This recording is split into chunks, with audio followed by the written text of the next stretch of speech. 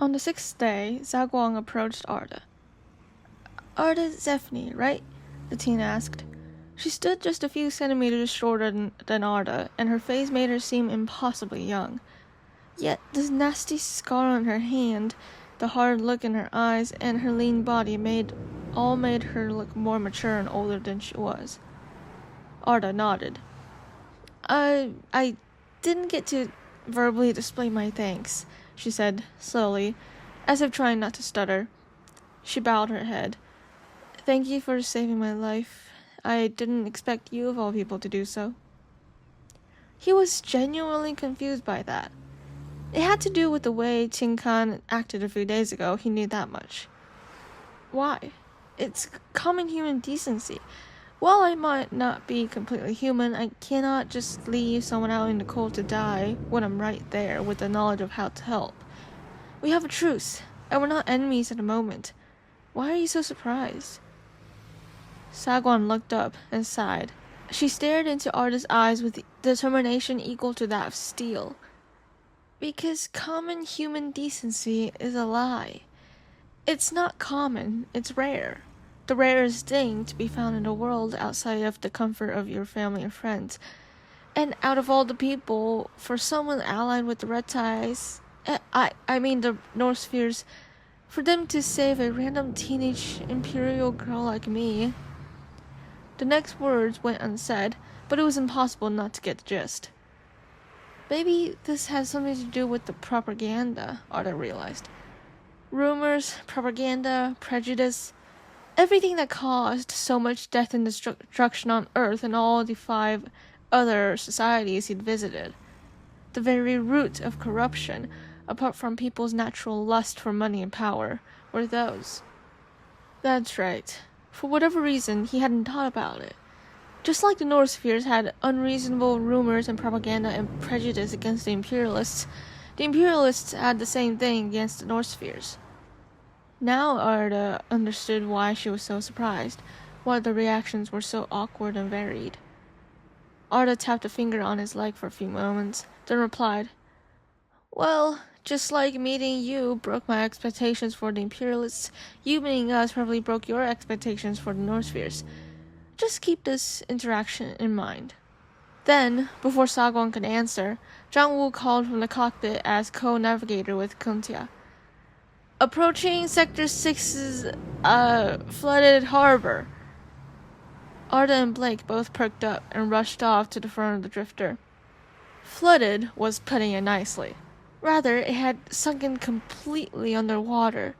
From the screen of the drifter that displayed the area around them in hidden cameras, Lucental, the city still somewhat standing in Sector 6, was a mess. It used to be a large city, but now, along where the original coast was, only buildings that were 5 stories or taller were visible, and further inland, the landscape sloped upwards steadily. The water reached all the way to downtown Lucental, several kilometers from the drowned docks. All the buildings, even the skyscrapers downtown, were damaged or partially collapsed in some way, shape, or form. The blue sky was clear, with only a few clouds zooming along with the wind, which was jarring after being under the constant overcast and snowstorms of Sector 8 for so long. A thin gray band streaked out across the sky, from horizon to horizon. The Celestial Bridge. Sector 6 was so obviously, weirdly warm, so unlike Sector 8, and Arda almost felt like they were on a different planet. The sea was clear of ice, the wind fierce but without the traces of white powder, and the buildings were free of snow. Waves crashed into the buildings constantly, rising and receding. It was a wonder they were intact. Translucent roads similar to the ones in Coltis wrapped around the tall buildings and skyscrapers, and trailed in lower numbers and heights uptown. Everything seemed devoid of life. "We're hidden from sight by the drifter's camouflage," Kuntia said, "so you'll just be appearing seemingly out of nowhere, and we can get away without interference." Blake, who was leaning over the co-pilot's chair and looking out at the screens, nodded. "All right, drop us off at the roads. We'll make our way to land. and then you all head to Santi. You have enough supplies if you ration your resources, keep a steady speed, and if you don't deter or stop anywhere for a long time. Jang-woo nodded in appreciation. Thank you, Blake and Arda. And though I didn't have the chance to tell you earlier, we all owe you a great debt. Blake made a funny, incredulous face. Okay, you imperialists have a thing with debts. Honestly, you don't owe us anything. We agreed on a truce, remember? The whole no violence thing until we both achieved our goals. And you paid us back by bringing us here. That was a huge detour, so... Still. Jang-woo sighed as he moved to direct the drifter to cut silently through the waves. He frowned at one of the screens, showcasing what was being received from sonar. There's a school of tuna. Watch out for that. There was a school of fish appearing in the water some ways beneath them. The sonar managed to pick them up, but the camera showed a dark abyss of nothing. But watch out for tunas? Were they mutated as well?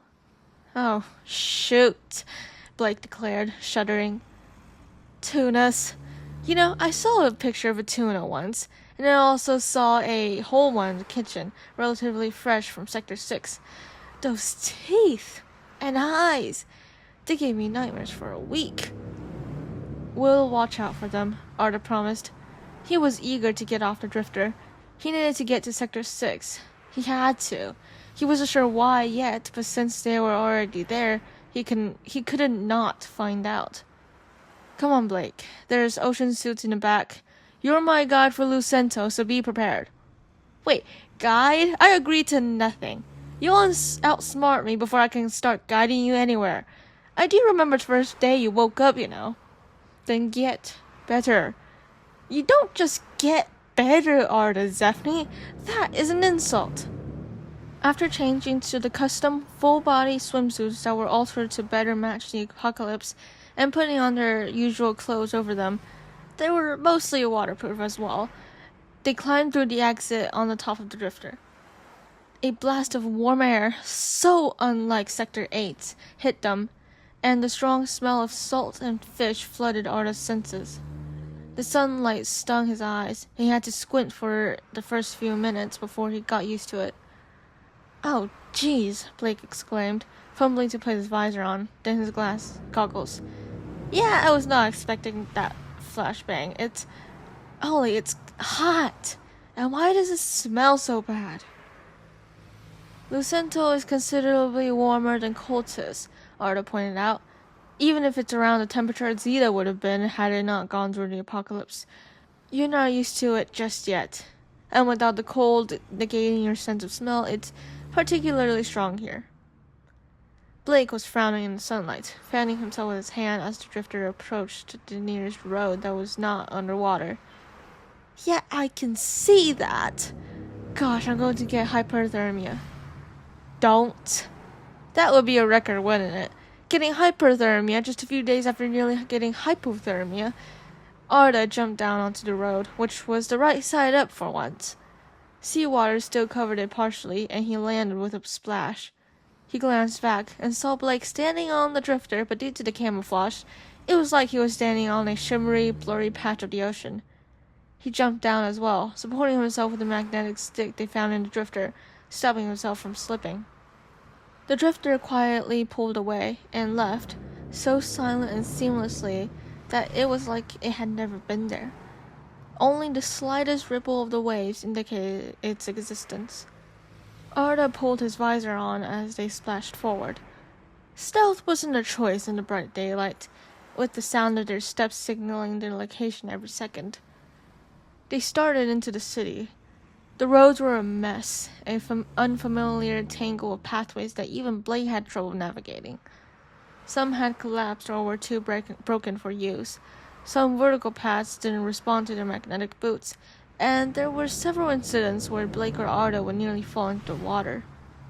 They walked and talked. It almost felt like when they first met, except that they were being more attentive to their surroundings.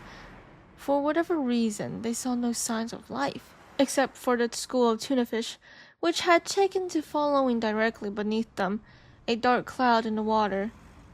They had done nothing to them yet, but even so, Blake suggested staying well above the water level, which frankly was quite difficult to do. "Where are they?" Blake muttered as they stood upside down. Combined with the sun and the clear blue sky, Arda felt a wave of dizziness. The light coming from below him, but actually above him, the warm wind blowing the smell of the sea above his head to him, and the water that liked to be defying physics while he was the one doing so. Everything was messing up with his perception and in his head. He had never been affected by this kind of thing before. Why did he suddenly feel this taste towards it now? Arda kept going back and forth, but right that moment, he decided he didn't like having a personality if it meant having this weird, nauseous feeling every time he was upside down. Which, by the way, was a lot. Perhaps staying their base, Arda suggested. They could be trying to avoid something we haven't encountered. Sector 6 isn't the most dangerous sector this time of the year for no reason. Blake shrugged. Well, yeah, but there hasn't even been a patrol. Where is everyone? We haven't looked for that long, Arda pointed out. Only 10 minutes have passed since they'd gotten dropped off. Let's keep heading west along the coast. I saw a clear path to downtown. If they're anywhere, they would be there. When Arda stepped onto the vertical path and then the upright path, he breathed an internal sigh of relief. He would never do that in front of Blake.